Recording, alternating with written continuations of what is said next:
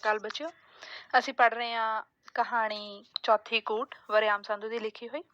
ਪਿਛਲੇ ਭਾਗ ਵਿੱਚ ਅਸੀਂ ਪੜ੍ਹਿਆ ਜਿਸ ਦੇ ਵਿੱਚ ਲੇਖਕ ਦੱਸਦਾ ਹੈ ਕਿ ਉਹਦੀ ਜ਼ਿੰਦਗੀ ਵਿੱਚ ਅਜਿਹੀਆਂ ਭਿਆਨਕ ਤੇ ਸਹਿਮ ਫੈਲਾਉਣ ਵਾਲੀਆਂ ਰਾਤਾਂ ਬਹੁਤ ਘੱਟ ਆਈਆਂ ਤੇ ਇੱਕ ਰਾਤ ਬਾਰੇ ਚੇਤਾ ਕਰਦਾ ਹੋਇਆ ਉਹ ਦੱਸਦਾ ਹੈ ਕਿ ਇੱਕ ਦਿਨ ਉਹ ਦਫ਼ਤਰ ਤੋਂ ਘਰ ਲੇਟ ਪਹੁੰਚਦਾ ਹੈ ਤੇ ਉਸ ਦਿਨ ਉਹਨਾਂ ਨੇ ਆਪਣੇ ਸਹੁਰੇ ਪਿੰਡ ਵਿਆਹ ਦੇ ਉੱਤੇ ਜਾਣਾ ਹੁੰਦਾ ਹੈ। ਇਸ ਕਰਕੇ ਉਹ ਆਪਣੀ ਪਤਨੀ ਤੇ ਬੱਚੇ ਨੂੰ ਨਾਲ ਲੈ ਕੇ ਸ਼ਾਮ ਨੂੰ ਘਰੋਂ ਤੁਰ ਪੈਂਦਾ ਹੈ। ਰਾਹ ਦੇ ਵਿੱਚ ਹਨੇਰਾ ਹੋ ਜਾਂਦਾ ਹੈ ਤੇ ਜਿਸ ਰਾਸਤੇ ਨੂੰ ਉਹ ਸਹੁਰੇ ਪਿੰਡ ਜਾਣ ਦੇ ਲਈ ਚੁਣਦੇ ਆ ਨੇੜੇ ਸਮਝ ਕੇ ਉਸ ਰਾਸਤੇ ਤੇ ਉਹ ਭਟਕ ਜਾਂਦੇ ਆ ਤੇ ਜਦੋਂ ਇਸ ਭਟਕਣ ਦਾ ਲੇਖਕ ਨੂੰ ਪਤਾ ਲੱਗਦਾ ਹੈ ਤਾਂ ਉਹ ਉਸ ਵੇਲੇ ਉਸ ਥਾਂ ਦੇ ਉੱਤੇ ਖੜਾ ਹੁੰਦਾ ਹੈ ਜਿੱਥੋਂ ਕੁਝ ਬੰਦਿਆਂ ਦੇ ਬੋਲਣ ਦੀ ਆਵਾਜ਼ ਆ ਰਹੀ ਹੁੰਦੀ ਹੈ ਤੇ ਸਾਰੀ ਹਵਾ ਦੇ ਵਿੱਚ ਸ਼ਰਾਬ ਦੀ ਬੂ ਫੈਲੀ ਹੁੰਦੀ ਹੈ ਤੇ ਉਸ ਵੇਲੇ ਲੇਖਕ ਕਾਫੀ ਘਬਰਾ ਜਾਂਦਾ ਹੈ ਕਿਉਂਕਿ ਉਹਦੇ ਨਾਲ ਜਨਾਨੀ ਹੈ ਤੇ ਉਹ ਨਿਹੱਥਾ ਹੈ ਤੇ ਫਿਰ ਕਈ ਭੈੜੇ ਭੈੜੇ ਖਿਆਲ ਉਹਦੇ ਮਨ ਦੇ ਵਿੱਚ ਆਉਣੇ ਸ਼ੁਰੂ ਹੋ ਜਾਂਦੇ ਆ ਜਿਸ ਕਰਕੇ ਉਹ ਕੰਬ ਜਾਂਦਾ ਹੈ। ਇਸ ਤੋਂ ਬਾਅਦ ਅੱਗੇ ਅਸੀਂ ਪੜਾਂਗੇ। ਅਸੀਂ ਰਾਹ ਭੁੱਲ ਗਏ ਸਾਂ। ਮੈਂ ਪਤਨੀ ਦੇ ਬੁੱਲਾਂ ਤੇ ਉਂਗਲਾਂ ਰੱਖ ਕੇ ਉਹਨੂੰ ਚੁੱਪ ਰਹਿਣ ਲਈ ਕਿਹਾ। ਦੂਰ ਪਰੇ 8-10 ਕਿੱਲਿਆਂ ਦੀ ਵਿੱਥ ਤੇ ਇੱਕ ਸੱਜੇ ਹੱਥ ਤੇ ਇੱਕ ਖੱਬੇ ਹੱਥ ਬੱਲਬ ਜਗ ਰਹੇ ਸਨ। ਸ਼ਾਇਦ ਅਸਲੀ ਬਹਿਕ ਉਹਨਾਂ ਵਿੱਚੋਂ ਹੀ ਕੋਈ ਹੋਵੇਗੀ। ਮੈਂ ਪਿੱਛੇ ਬੱਸਾਂ ਦੇ ਅੱਡੇ ਵੱਲ ਫਿਰ ਸੱਜੇ ਅਨੁਮਾਨ ਲਗਾ ਕੇ ਸੋਚਿਆ ਕਿ ਖੱਬੇ ਹੱਥ ਵਾਲਾ ਬੱਲਬ ਉਸ ਬਹਿਕ ਦਾ ਹੋਵੇਗਾ। ਹੁਣ ਜਿਸ ਰਾਸਤੇ ਤੇ ਉਹਨਾਂ ਨੂੰ ਜਾਣਾ ਚਾਹੀਦਾ ਸੀ ਉਹਦਾ ਅੰਦਾਜ਼ਾ ਲਗਾ ਕੇ ਲੇਖਕ ਉੱਧਰ ਜਾਣ ਬਾਰੇ ਸੋਚਦਾ ਹੈ। ਖੇਤਾਂ ਦੇ ਵੱਟੇ ਬੰਨਿਆਂ ਤੋਂ ਹੁੰਦੇ ਡਿੱਗਦੇ ਢਹਿੰਦੇ ਡਰੇ ਤੇ ਸਹਿਮੇ ਅਸੀਂ ਉਸ ਬੱਲਬ ਦੀ ਸੇਧ ਵਿੱਚ ਤੁਰੇ ਜਾ ਰਹੇ ਸਾਂ ਤੇ ਆਸੇ-ਪਾਸੇ ਖੁੜਕ ਵੀ ਰੱਖ ਰਹੇ ਸਾਂ। ਸਾਨੂੰ ਹੌਲੀ-ਹੌਲੀ ਡਰੀ ਆਵਾਜ਼ ਵਿੱਚ ਗੱਲਾਂ ਕਰਦਿਆਂ ਸੁਣ ਕੇ ਨੀਟੂ ਵੀ ਡਰ ਕੇ ਹਟਕੋਰੇ ਭਰਨ ਲੱਗਾ। ਉਸ ਬਹਿਕ ਤੇ ਪਹੁੰਚੇ ਤਾਂ ਉੱਥੇ ਵੀ ਕੋਈ ਕਿੱਕਰ ਦਾ ਰੁੱਖ ਨਜ਼ਰ ਨਹੀਂ ਸੀ ਆ ਰਿਹਾ। ਅਸੀਂ ਇਹ ਕਿਹੜੇ ਰਾਸਤੇ ਪੈ ਗਏ ਸਾਂ? ਮੇਰੀ ਪਤਨੀ ਰੋਣ ਹਾਕੀ ਹੋ ਗਈ। ਖਾਲ ਵਿੱਚ ਡਿੱਗ ਪੈਣ ਕਰਕੇ ਉਹਦੇ ਸੈਂਡਲ ਅਤੇ ਪੈਰ ਗਾਰੇ ਨਾਲ ਲੇਥੂ-ਪੇਥੂ ਹੋ ਗਏ ਸਨ। ਹੁਣ ਲੇਖਕ ਦੀ ਕਹਾਣੀਕਾਰ ਦੀ ਪਤਨੀ ਕੀ ਕਹਿੰਦੀ ਆ? ਅੱਜ ਮੈਨੂੰ ਖੁਹਾ ਕੇ ਜਾਓਗੇ ਤੁਸੀਂ, ਉਸਨੇ ਹਿਰਕ ਕੇ ਆਖਿਆ ਤੇ ਬੁਸਕਣ ਲੱਗ ਪਈ। ਮੇਰੇ ਅੰਦਰ ਡਰ ਤੇ ਸਹਿਮ ਨਾਲ ਝਰਨਾਹਟ ਛਿੜ ਗਈ ਪਰ ਹੌਸਲਾ ਕਰਕੇ ਉਸਨੂੰ ਆਖਿਆ, ਕਮਲ ਨਾ ਕੁਦਾ, ਇੱਥੇ ਘਰ 'ਚ ਆਵਾਜ਼ ਮਾਰ ਕੇ ਵੇਖਾਂ, ਪਸ਼ੂ ਡੰਗਰ ਹੈਗੇ ਨੇ, ਪਰਿਵਾਰ ਰਹਿੰਦਾ ਹੋਊ ਕੋਈ। ਨਾ ਨਾ ਨਾ ਨਾ, ਵੇਖਿਓ ਕਿਤੇ, ਪਤਨੀ ਨੇ ਚੇਤਾਵਨੀ ਦਿੱਤੀ। ਉਹ ਡਰ ਰਹੀ ਸੀ। ਕੋਈ ਨਹੀਂ, ਤੂੰ ਨੀਟੂ ਨੂੰ ਫੜ ਜਰਾ, ਮੈਂ ਕੱਲਾ ਵੇਖ ਕੇ ਆਉਣਾ ਪਹਿਲਾਂ। ਮੈਂ ਬਾਹਰੋਂ ਆਵਾਜ਼ ਦਿੱਤੀ ਤਾਂ ਅੰਦਰੋਂ ਕੁੱਤਾ ਭੌਂਕਿਆ ਤੇ ਨਾਲ ਹੀ ਕੋਈ ਅੰਦਰੋਂ ਬੋਲਿਆ, ਕਿਹੜਾ ਬਈ? ਇੱਕ 30-35 ਸਾਲ ਦਾ ਜਵਾਨ ਦਰਵਾਜ਼ੇ 'ਚ ਆਇਆ। ਭਾਜੀ, ਅਸਲ 'ਚ ਗੱਲ ਇਹ ਹੈ ਕਿ ਮੈਂ ਰਾਮਪੁਰ ਜਾਣਾ ਪੰਡਿਤ ਰਾਮਨਾਥ ਦੇ ਘਰ। ਮੈਂ ਉਹਨਾਂ ਦਾ ਜਵਾਈ ਆ। ਸੜਕੇ ਜਾਣ ਦੀ ਥਾਂ ਵੱਟੇ ਵੱਟ ਕੱਚੀ ਸੜਕ ਦਾ ਰੁੱਖ ਕਰ ਬੈਠਾ ਆਪਣੀ ਵੱਲੋਂ, ਪਰ ਰਾਹ ਭੁੱਲ ਗਿਆ। ਅੱਛਾ, ਉਹ ਸੜਕ ਤਾਂ ਉਹ ਪਾਸੇ ਰਹਿ ਗਈ ਚੜ੍ਹਦੇ ਵੱਲ। ਤੁਸੀਂ ਤਾਂ ਇੱਧਰ ਲਹਿੰਦੇ ਨੂੰ ਆ ਗਏ। ਨੌਜਵਾਨ ਦਰਵਾਜ਼ੇ 'ਚ ਹੀ ਖੜਾ ਸੀ। ਵੇ ਕੌਣ ਹੈ ਸੁਰਜੀਤ? ਅੰਦਰੋਂ ਕੋਈ ਜਨਾਨਾ ਆਵਾਜ਼ ਆਈ। ਨੌਜਵਾਨ ਨੇ ਮੇਰੇ ਬਾਰੇ ਦੱਸਿਆ ਤਾਂ 50-55 ਸਾਲ ਦੀ ਇੱਕ ਜਨਾਨੀ ਵਿਹੜੇ ਵਿੱਚ ਆ ਗਈ। ਪੁੱਤ, ਇਹਨੂੰ ਅੰਦਰ ਲੈ ਆ। ਰਾਮਨਾਥ ਦਾ ਜਵਾਈ ਕੀ ਤੇ ਸਾਡਾ ਜਵਾਈ ਕੀ? ਪੁੱਤਰ, ਸਾਡਾ ਪਿੰਡ ਵੀ ਰਾਮਪੁਰ ਹੀ ਆ। ਦੂਰ ਜ਼ਮੀਨ ਹੋਣ ਕਰਕੇ ਇੱਥੇ ਹੀ ਆ ਵਸੇ ਆ। ਤੂੰ ਵੱਡੀ ਦੁਲਾਰੀ ਦਾ ਪ੍ਰਾਹੁਣਾ ਹੈ? ਨਹੀਂ ਜੀ, ਛੋਟੀ ਪਾਰਵਤੀ ਦਾ, ਜਿਹੜੀ ਸ਼ਹਿਰ ਵਿਆਹੀ ਆ। ਤੇ ਲੰਘ ਆ ਨਾ ਅੰਦਰ। ਵੇ ਸੁਰਜੀਤ, ਤੂੰ ਤਾਂ ਉਹਨਾਂ ਦਾ ਰਾਹ ਰੋਕ ਕੇ ਖੜਾ ਏ, ਪਾਸੇ ਹੋ ਵੇ। ਸੁਰਜੀਤ ਹੱਸ ਕੇ ਪਾਸੇ ਹੋ ਗਿਆ। ਕੋਈ ਖਤਰਾ ਨਾ ਜਾਣ ਕੇ ਮੈਂ ਪਿੱਛੇ ਆ ਖੜੋਤੀ ਪਾਰਵਤੀ ਨੂੰ ਪਹਿਲਾਂ ਅੰਦਰ ਲੰਘਣ ਲਈ ਕਿਹਾ। ਲੈ ਕੁੜੇ ਪਾਰੋ, ਤੇਰੇ ਤਾਏ ਦਾ ਘਰ। ਕਮਲੋ, ਬਾਹਰ ਖਲੋਤੀ ਏ। ਉਹਨੇ ਅੱਗੇ ਵੱਧ ਕੇ ਪਾਰਵਤੀ ਦਾ ਸਿਰ ਪਲੋਸਿਆ ਤੇ ਫਿਰ ਸਾਨੂੰ ਮੰਜਿਆਂ ਤੇ ਬਿਠਾ ਪਾਣੀ ਗਰਮ ਕਰਕੇ ਤਾਈ ਕਰਤਾਰ ਕੌਰ ਨੇ ਪਾਰਵਤੀ ਦੇ ਲਿਬੜੇ ਪੈਰ ਧੁਆਏ। ਹਾਏ ਕਮਲੀ, ਪੁੱਤ ਸਵਖਤੇ ਨਹੀਂ ਤੁਰੀਦਾ। ਚੰਗਾ ਭੈਣ ਦਾ ਵਿਆਹ ਵੇਖਣ ਆਈ ਏ। ਕੁੜੀਆਂ 2-4 ਦਿਨ ਪਹਿਲਾਂ ਆਉਂਦੀਆਂ ਸਗੋਂ ਕੰਮ ਧੰਦਾ ਕਰਨ। ਪਰ ਭੈਣਾ, ਤੂੰ ਤਾਂ ਸ਼ਹਿਰਨ ਹੋਈ ਹੁਣ, ਤੈਨੂੰ ਟਾਈਮ ਕਾਹਨੂੰ ਲੱਗਦਾ? ਤੇ ਫਿਰ ਸਾਡੇ ਰੋਕਦਿਆਂ ਰੋਕਦਿਆਂ ਵੀ ਤਾਈ ਨੇ ਆਪਣੀ ਨੂੰਹ ਨੂੰ ਸਾਡੇ ਲਈ ਦੁੱਧ ਗਰਮ ਕਰਨ ਦਾ ਆਦੇਸ਼ ਦੇ ਦਿੱਤਾ। ਦੁੱਧ ਪਿਆ ਕੇ ਉਸਨੇ ਸੁਰਜੀਤ ਨੂੰ ਸਾਡੇ ਨਾਲ ਜਾਣ ਲਈ ਕਿਹਾ। ਮੈਂ ਤਾਂ ਆਂਦੀ ਸੀ ਪੁੱਤ, ਇੱਥੇ ਹੀ ਪਏ ਰਹਿੰਦੇ ਹੋ, ਪਰ ਅੱਜ ਮੇਲ ਦਾ ਦਿਨ ਕਰਕੇ ਤੁਹਾਡੇ ਨਾ ਪਹੁੰਚਣ ਤੇ ਮਿਸਰ ਹੋਣੀ ਫਿਕਰ ਕਰਨਗੇ। ਜਾ ਵੇ ਸੁਰਜੀਤ, ਪਿੰਡ ਤੱਕ ਘਰ ਆ ਇਹਨਾਂ ਨੂੰ। ਸੁਰਜੀਤ ਇੱਕ ਹੱਥ ਡਾਂਗ ਅਤੇ ਇੱਕ ਹੱਥ ਬੈਟਰੀ ਲੈ ਕੇ ਸਾਡੇ ਕੋਲ ਆਣ ਖੜੋਤਾ। ਲਿਆ ਭੈਣਾ, ਭਣੇਵਾ ਸਾਡਾ ਮੈਨੂੰ ਚੁਕਾ ਦੇ। ਆ ਓਏ ਸ਼ਹਿਰੀ ਬਾਬੂ, ਉਹਨੇ ਨੀਟੂ ਵੱਲ ਹੱਥ ਵਧਾਏ। ਓਪਰਾ ਬੰਦਾ ਅਤੇ ਡਾਂਗ ਵਾਲਾ ਹੱਥ ਅੱਗੇ ਵਧਿਆ ਵੇਖ ਨੀਟੂ ਡਰ ਗਿਆ ਤੇ ਮਾਂ ਦੇ ਮੋਢੇ ਨਾਲ ਲੱਗ ਗਿਆ। ਕੋਈ ਨਹੀਂ ਭਰਾ ਜੀ, ਪਾਰਵਤੀ ਨੇ ਕਿਹਾ। ਗੰਦੂ, ਇਹ ਡਾਂਗ ਕਿਤੇ ਤੈਨੂੰ ਡਰਾਉਣ ਲਈ ਥੋੜੀ ਐ।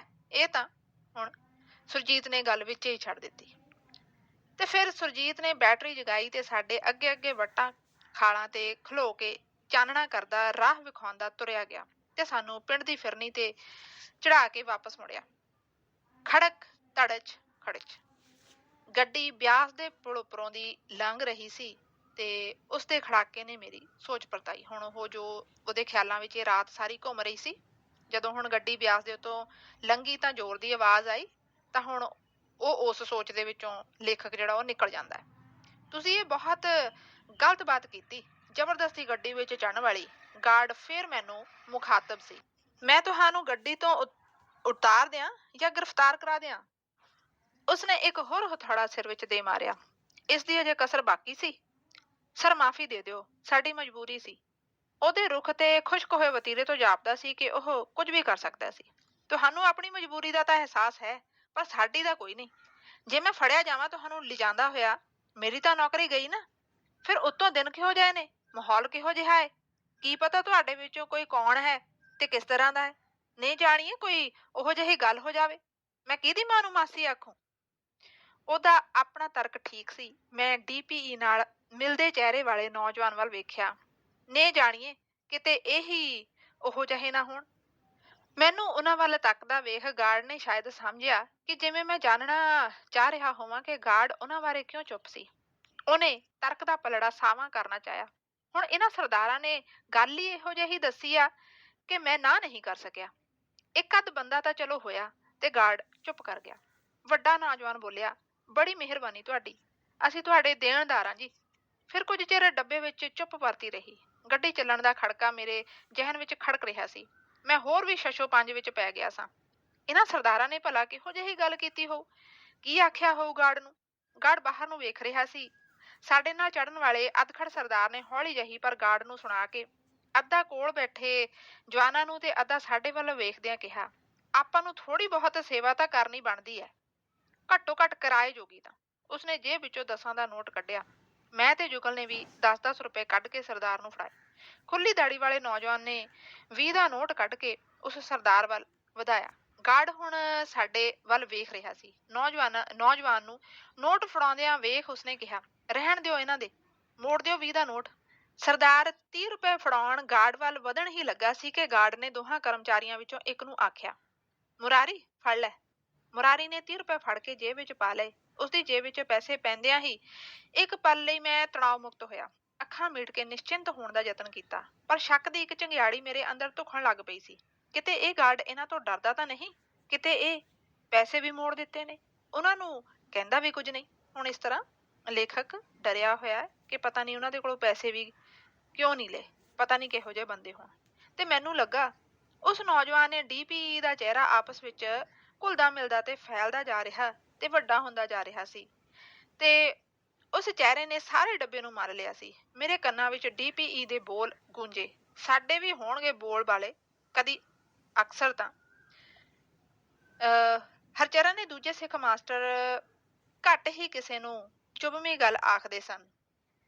ਆਪਸ ਵਿੱਚ ਜੋ ਮਰਜ਼ੀ ਕਹਿੰਦੇ ਰਹਿੰਦੇ ਹੁਣ, ਪਰ ਸਾਂਝੀ ਮੇਜ਼ ਤੇ ਸਾਂਝੀਆਂ ਗੱਲਾਂ ਹੀ ਕਰਦੇ ਸਨ। ਆਪਸ ਵਿੱਚ ਤਾਂ ਸਾਰੇ ਹੀ ਕਰਦੇ ਸਨ, ਪਰ ਡੀਪੀਈ ਵਾਂਗ ਸ਼ਰੇਆਮ ਕੋਈ ਘੱਟ ਹੀ ਬੋਲਦਾ ਸੀ। ਉਸ ਦਿਨ ਕਹਿ ਰਿਹਾ ਸੀ, ਹੁਣ ਪੁਲਿਸ ਝੂਠੇ ਮੁਕਾਬਲੇ ਬਣਾ ਕੇ ਨੌਜਵਾਨਾਂ ਨੂੰ ਮਾਰ ਰਹੀ ਹੈ, ਮੀਰ ਮੰਨੂ ਵਾਂਗ। ਪਰ ਭਾ, ਜਿਉਂ-ਜਿਉਂ ਮੰਨੂ ਵੜਦਾ ਇਹ ਦੂਣ ਚੌਣੇ ਹੋਏ। ਕਾਨੂੰਨ ਤੇ ਅਦਾਲਤਾਂ ਕਿੱਧਰ ਗਈਆਂ? ਪੁਲਿਸ ਹੀ ਵਿਧਾਨ, ਪੁਲਿਸ ਹੀ ਗਵਾਹ, ਪੁਲਿਸ ਹੀ ਜੱਜ, ਪੁਲਿਸ ਹੀ ਜੱਲਾਦ। ਇਹ ਜੇ ਲੋਕ ਰਾਜ। ਉਸ ਦਿਨ ਡੀਪੀ ਦੀ ਬੋਲਚਾਲੇ ਵਾਲੀ ਗੱਲ ਸੁਣ ਕੇ ਹਿਸਾਬ ਮਾਸਟਰ ਨਰੇਸ਼ ਮੈਨੂੰ ਵੱਖਰਾ ਹੋ ਕੇ ਕਹਿਣ ਲੱਗਾ, ਇਹ ਐਵੇਂ ਪਿੱਟੀ ਜਾਂਦੇ ਆ। ਪੁਲਿਸ ਨੂੰ, ਗਵਾਹਾਂ ਨੂੰ, ਜੱਜ ਨੂੰ, ਸਭ ਨੂੰ ਤਾਂ ਮਾਰੀ ਜਾਂਦੇ ਨੇ।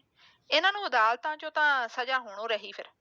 ਤੇ ਰਹੀ ਗੱਲ ਇਹਨਾਂ ਦੇ ਬੋਲਬਾਲਿਆਂ ਦੀ, ਪੰਜਾਬ 'ਚ ਪਾਰਟੀ ਕੋਈ ਅੱਗੇ ਆਵੇ, ਮੁੱਖ ਮੰਤਰੀ ਇਹਨਾਂ ਦਾ ਬਣਦਾ, ਰਾਸ਼ਟਰਪਤੀ ਇਹਨਾਂ ਦਾ, ਸਦਾ ਸੈਂਟਰ ਵਿੱਚ ਇੱਕ ਦੋ ਮਹੱਤਵਪੂਰਨ ਮਨਿਸਟਰੀਆਂ ਇਹਨਾਂ ਕੋਲ ਰਹਿੰਦੀਆਂ, ਫੌਜਾਂ 'ਚ, ਪੁਲਿਸ 'ਚ ਵੱਡੇ ਅਫਸਰ ਇਹਨਾਂ ਦੇ। ਇਹਨਾਂ ਦੀ ਗਿਣਤੀ ਵੇਖੋ ਤੇ ਅਹੁਦਿਆਂ ਦੀ ਪਰਸੈਂਟੇਜ ਵੇਖੋ। ਉਹਦੀ ਗੱਲ ਮੁੱਕਦੀ ਨਾ ਵੇਖ ਕੇ ਮੇਰੇ ਮੂੰਹੋਂ ਹੱਸਦਿਆਂ ਨਿਕਲ ਗਿਆ, ਹੁਣ ਤਾਂ ਭਰਾਵਾ ਦਿਨ ਰਾਤ ਬੋਲਬਾਲਾ ਹੀ ਇਹਨਾਂ ਦਾ। ਕਿਤੇ ਉਹ ਮਾਰਤਾ, ਕਿਤੇ ਉਹ, ਠਾ ਠੂ। ਸਾਹਮਣੇ ਬੈਠੇ ਦੋਵੇਂ ਨੌਜਵਾਨ ਚੁੱਪਚਾਪ ਸਨ। ਛੋਟਾ ਤਾਂ ਸ਼ਾਇਦ ਸਾਰੇ ਸਫ਼ਰ ਦੌਰਾਨ ਇੱਕ ਅੱਧੀ ਵਾਰ ਹੀ ਬੋਲਿਆ ਸੀ। ਉਹਨਾਂ ਤੋਂ ਕਲਪਿਆ ਖਤਰਾ ਮੈਨੂੰ ਨਿਰਮੂਲ ਜਾਪਿਆ। ਪਰ ਖਤਰਾ ਤਾਂ ਸਿਰ ਤੇ ਹੋਰ ਆ ਖੜਾ ਹੋਇਆ ਸੀ।